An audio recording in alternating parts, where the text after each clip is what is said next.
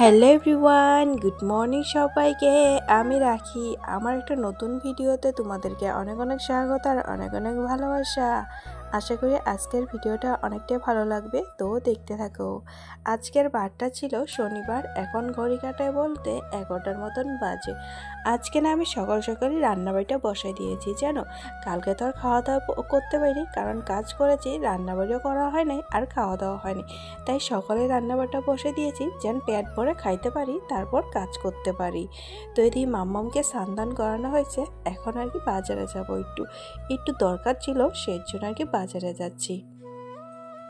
তারপর বাড়িতে আসার পর এই কাজ বলতে আজকে তো শনিবার, আজকে তো আর কোনো কিছু করতে পারবো না, তাই ভাবলাম বাসন ধোয়ার একটাই ধুয়ে দিই আর কি।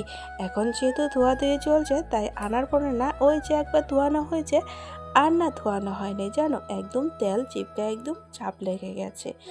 মাঝে মধ্যে পরিষ্কার করি, কিন্তু খুললে তো এইভাবে ধোয়ানো হয় না, সেটাই আর কি। তো এই যে তেলগুলো ভালো করে সার্ফ সাবান দিয়ে ধুয়ে নিলাম আর কি। সার্ফ দিলে না দেখি তেল চিপকাটা না পট করে উঠে যায় আর কি, জানো। এই ব্রাশ দিয়ে তারপর স্টিরুল দিয়ে ভালো করে এটা ধুয়ে নিলাম।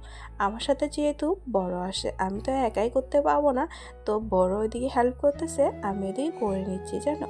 এইদিকে বাসনগুলো বের করে নিচ্ছি, রোজ রোজ তো ধোয়ানো হয়, তারপর আজকে যেহেতু সব বাসন একসাথে বাই করেছি, তাই ভাবলাম সবই একবারে ধুয়ে নিই। আগে জানো তো এই কলপাড়ে আমি বাসন ধুতাম, যখন আমার রান্নাঘরটা ছিল না, এই কলপাড়ের মধ্যে রোজ রোজ এইভাবে করে বাসন ধুতাম। এখন যেহেতু রান্নাঘরটা হয়ে যায়, তাই না কলপাড়ে আর আসা হয় না অত একটা। তো যেহেতু সকালে রান্নাবাড়ি করেছি, আজকে না ডাল করেছি, লাউ ভাজি করেছি, আর শাক করেছি, পটল ভাজি আর আলু চাক ভাজি।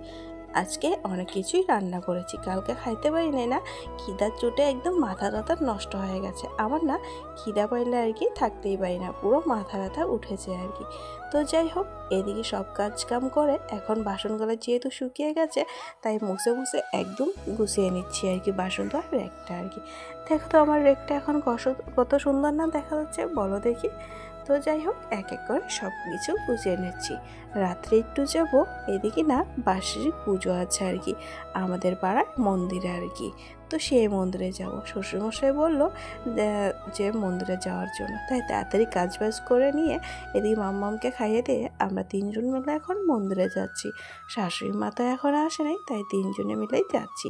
যাই তো দেখি এখনও পুজোই হয়নি, জানো, অঞ্জলি নাকি হয়নি আর কি। পুজোতে বসেছে 6টার সময় আর কি। এই জায়গার মধ্যে কিন্তু দুর্গাপূজায় হয়, আমরা তো দুর্গাপূজার অঞ্জলি দেই না, এইবার হচ্ছি না দুর্গাপূজায় অঞ্জলি দেবো আর কি।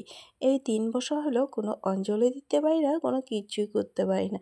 মেয়ে থাকতে না সবই করতাম, এখন যেহেতু এই জায়গায় চেনা জানা না থাকলে না একদমই ভালো লাগে না আর কি। তো যাই হোক, আজকের মতো এই পর্যন্ত, তো টাটা সবাইকে।